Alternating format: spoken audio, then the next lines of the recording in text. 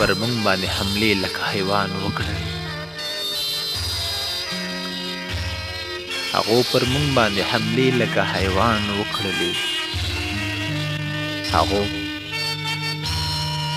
بیخي د سپینو ږیرو نه حیا ونه کړه